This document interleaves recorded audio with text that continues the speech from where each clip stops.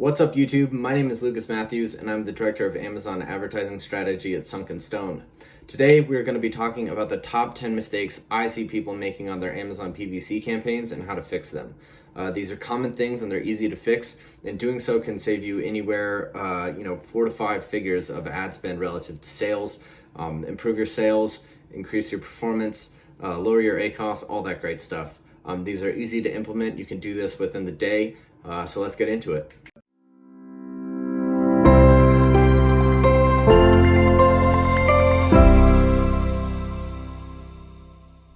All right, guys, let's get into it. So the 10 things I see people do that really kill your PPC performance on Amazon are as follows. The first one, the worst one that I see people make all the time, is to do a keyword dump. What I mean by that is that you go to any of numerous tools. There is Helium 10, there's PPC Scout, there's tons and tons of others where you can put in either an ASIN, a URL, or a keyword phrase, and then it just spits out a bunch of different keywords. So that's useful. It's super useful. I use it all the time. It's the pinnacle of my keyword research. But you've got to filter it. You've got to cut out the waste. So a keyword dump, basically you take that entire list, throw it into your PPC campaigns. Don't do this, and I'll show you why. So here are the top 2 keywords. Mailer, cardboard box. We're sending out poly mailers. Ideally, for our broad match keywords, we would want poly mailer to be the top one. But because this one has so much search volume, it just gobbles up all the traffic. ACOS average is 64. Our top 3 results are at 100%. Shipping bag, a little bit more pertinent, but not quite. Yeah, you got to make sure to filter these things out.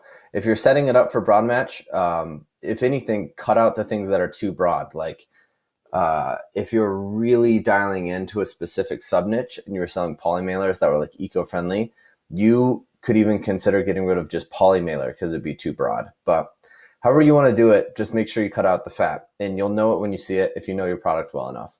We're selling poly mailers, not cardboard boxes, so you get rid of that, for instance. The next thing I see people do entirely too often is they have all their traffic going to broad match keywords. So these are the lifetime numbers. This is an old account, so you can't really tell. But here we have this broad. It's got $3,500 in spend. We have an exact that's gotten 34. That's a pretty good split. If we were just looking at those 2 campaigns, that would be terrible. But I've seen a lot of accounts where they have one single campaign that has like 2 or 3 keywords that drive most of the spend. That should be stratified across like several different keywords. You should have a large keyword makeup. If you have a search term report that shows you a lot of different keywords, your exact match keywords of those search terms that led to traffic should be getting a lot of those sales. If several months on, you're still getting all your traffic coming from like a single phrase or a single broad match keyword, you can revamp that. You don't need all your traffic going to that like less than perfect source. The next thing I see people screw up all the time, I kind of touched on this earlier, but if you were to look into one of your accounts and you were to see something that had irrelevant traffic. So here we have the word cardboard boxes and tape dispenser. Our product is neither a cardboard box nor a tape dispenser, yet those drive most of our impressions. So right away, if you're looking at your keyword list in like of the top 10, any of them are irrelevant, you can go ahead and pause them. But if there are any irrelevant results, that means you could have done a better job of keyword research. Cut those out immediately. You don't need to be bidding on that. Another good rule I like to follow for determining like whether or not your keyword selection is good is the next click sale rule. So here we're selling a like $10 product-ish. We've got 1,300 impressions and 28 clicks for this keyword padded mailer. We've spent $35 and gotten 0 sales. So even if the next click were a sale, we would still be way beyond whatever our profit threshold is. So I would even go ahead and pause this. It's an old account, it doesn't matter. But if you were viewing, like let's say you were selling a iPhone charge cord, and you were looking at a bunch of different keywords, and cord for car charging had gotten let's say 30 clicks and no sales, you're selling a $15 product and you had spent $25. Even if the next click was a sale, you would still be way over 100%. So you can do next click sale, or if the next 2 clicks are a sale, and see if like your ACoS falls within a range that you're comfortable with.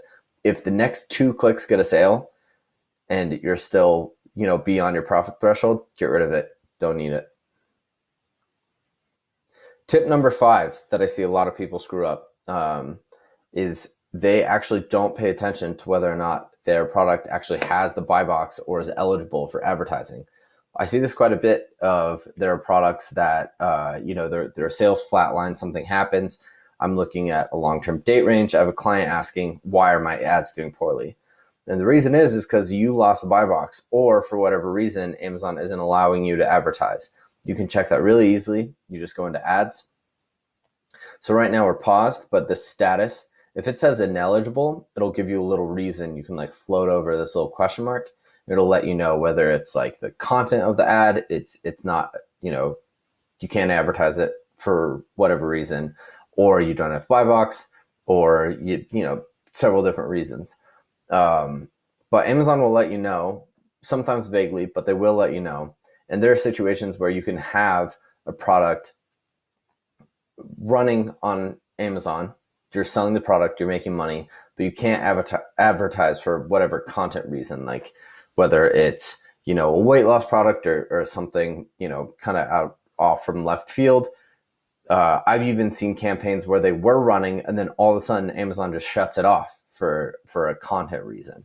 So there's no reason, well, I don't think Amazon should do that personally, but you could be running an ad, you could have everything working for you, and then Amazon just shuts it off. So pay attention. If your ads flatline, as in like 0 spend, 0 sales, look at eligibility. I've seen that as an issue that people forget. You can spend a lot of time trying to figure this out. And then if you investigate a lot into it and you don't find the reason because you're not checking in the right place, it'll be really frustrating. Just don't do that. Check eligibility right away. One of the many problems that I have, 10 in fact, that I see Amazon sellers face that is a huge issue, and you should really consider not doing this, is if you're not willing to go beyond your profitability threshold. So right now, like if we look at poly mailers, so this is a good keyword. We're at 44% ACoS. So let's say we have a profit margin of like 40%. There are some people who say, like, do the best you can, but I don't want to lose money on ads. The reality there is that if you've got a keyword that's working for you, like let's say you're the #1 result for Polymailer. If you're spending 50% ACoS on that advertising spot, you might be a little bit bothered, like, I'm losing money on this ad. Should I even be bidding on it in the first place if I'm actually losing money? The answer is it depends. I want to say the answer is yes because I'm an advertiser, but the answer is it depends. But really, you should be willing to go beyond your profit margin. Pay attention to your organic rank. If you're result #1, you pull back spend, you're going to see yourself slip really, really quickly. There are other people who are dying for that spot. Pretty much any profitable niche, you have lots of people nipping at your heels.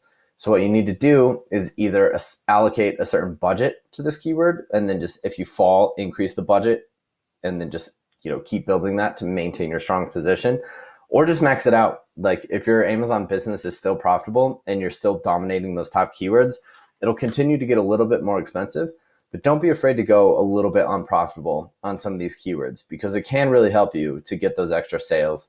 Amazon likes when you advertise. Amazon likes when you get sales for specific keywords, even if it costs you a little bit. If, this is a search term that gets 10,000, impressions, let's say, like if you have brand analytics, Amazon will tell you, but let's say you get 20% of the conversions for that keyword, that's 2,000 sales. If, it all boils down to math. But if you're still profitable for said keyword, despite the advertising, keep, boosting those ads. Like if you stop advertising, you will lose sales, you'll lose velocity, you'll lose rank. Don't do that. Don't chase profitability off a cliff. I've seen it happen. So another thing I see people screw up all the time, this is an example of what to do, but we have this poly mailer bag, one ad in this ad group. Perfect. You could have, if we have a bunch of different, like, either color variations that could be right, could be not right. Let's say we had a 100 pack, a 300 pack, a 500 pack, it's probably fine. But what I've seen people do that screw up, like let's say we're selling shipping products. We have a tape dispenser, we have a bunch of boxes, and we have these poly mailer bags. What I've seen people do is just lump them all into the same campaign and then advertise the keywords for all three of those products. So you're doing cardboard box keywords, you're doing tape dispenser keywords, you're doing poly mailer bag keywords, all in a campaign with all three of those products. Break those out. You do not need to add them all into the same campaign. I know it'll take some time, but we're talking like, $1,000+ to spend. And this is, 2017, 2018 numbers. In today's numbers, that probably is like $3,000 to spend. So if you're talking thousands of dollars to spend or more, this is, kind of a smaller size product. If we're talking about a really large size product that you're doing Amazon ads for, it's worth it to build out those extra campaigns. It will pay off over time. You'll waste less money. Amazon will like it when you do that because you'll have better conversion rates and better click-through rates. Like, break up your product groups. Do not lump everything in the same campaign. Even if it's an auto campaign, it's worth it to break it up. Issue number 8 that I see people make that leads them to not optimize their PPC correctly, that causes them to fail on Amazon PPC, is not having a campaign name organization structure. Get a naming convention and use it, and do not deviate from that. Make sure you do a good job. As a reminder, ours is, we do brand name, we do then after that product after a hyphen, then targeting like ad type, and then the kind of sub-specific targeting you're doing. So like the match type. This is an all right build. It's an okay build. We included these little codes at the end because it had to do with our bid software. Don't use that anymore. But like here we have, brand, product, match type, but then there's this P, not really sure what that means. Here we have a date. Never include dates because you can just put the date here in the start. Don't bother putting date in your naming convention. Amazon autofills your date. Don't put it in. Here we have it again. We have these random hex codes. Here we have auto, then the whatever code. Here we have the code, then auto. So could be a lot better. If you have a jumble, like I've even seen campaigns that are like big holiday campaign, or like these are our top keywords or competitor keywords. Just whatever you do, make sure it's consistent, because you'll get to a point, I can almost guarantee this, where if you're managing your PPC yourself, you have a big mess of campaigns, you're going to take a look at all the campaigns you have, and you have no idea where to start optimizing. Like where do you go from if you have one campaign that's like just a date or top keywords for what product? What am I even supposed to optimize? If like manual, is that exact? Is that broad? If you have multiple broad match campaigns, like here we have a broad, here we have an exact, and then we have this one that says manual. So is that, several ad groups in the campaign? Am I going to bid down a broad match keyword here just for it to get picked up there? Be concise, know what you're doing, have a naming convention and stick to it. I've seen people abandon this. They get confused. Then they just don't know what to do with their Amazon PPC. It stays a mess. They waste tons of money. $76,000 has been spent on this in its lifetime. You're talking that number or more at least. It's worth it to spend the time to set this up correctly. Do not skip this step. So the last couple tips I'm going to talk about are more Amazon as a whole. But one thing I've seen a lot is, maybe your product just isn't the right fit for Amazon. We all don't want to admit it. Either you're representing a company or you've launched your own product and you're really, really excited for it. You've launched it. You've got 4 stars. You're trying to build that up. You're doing your best to advertise it. Your conversion rate is low. You don't want to call it, but there's a part of you that thinks, maybe this isn't right. If your advertising is hurting, if your automatic campaign, you spent hundreds of dollars and haven't gotten any sales, you've identified the right keywords, you have the perfect keyword. Like, let's say you're selling an eco-friendly pair of rollerblades and you're targeting eco-friendly rollerblades. It's made with sustainable plastic. It uses reused rollers, eco foams, everything. So you have eco-friendly rollerblades. Let's say you target eco-friendly rollerblades. You've gotten 50 clicks for eco-friendly rollerblades and you haven't gotten a single sale. That's a product issue. That's not a PPC issue. Like if you target it that specifically and you're not getting sales, you need to go back to the drawing board. You need to do something different, either pictures, product design, something. Maybe you give up. Maybe you move on to a new thing. Maybe a new product. Maybe an entirely different line. Amazon PPC will tell you some of these things. Like they will let you know generally if you're targeting a really specific keyword and your click-through rate and conversion rate are poor, you can deduct that that's a product issue. That's not really a PPC issue. And the last thing that I see that happens for a lot of these PPC accounts, where people are scratching their heads, what's going on here? How can I improve this? Is that CPCs are just simply too high. Like let's say you're selling a whey protein powder. You're selling it for $30. You target whey, it's a chocolate flavor. So you're targeting chocolate whey protein. If you're targeting chocolate whey protein, you've got a $30 price point and you're dealing with $12 clicks, you could get a 33% conversion rate. So every third click, you're getting a sale. That would be a ridiculously high conversion rate. You'd still be over 100% ACoS. So you'd be better off, not necessarily, but for the most part, you'd be better off giving away those products. If you're in a position like that where you have a killer product, you have great reviews, you're doing everything right, and you're just losing money hand over fist on Amazon PPC, you could be dealing with CPC issues like entirely.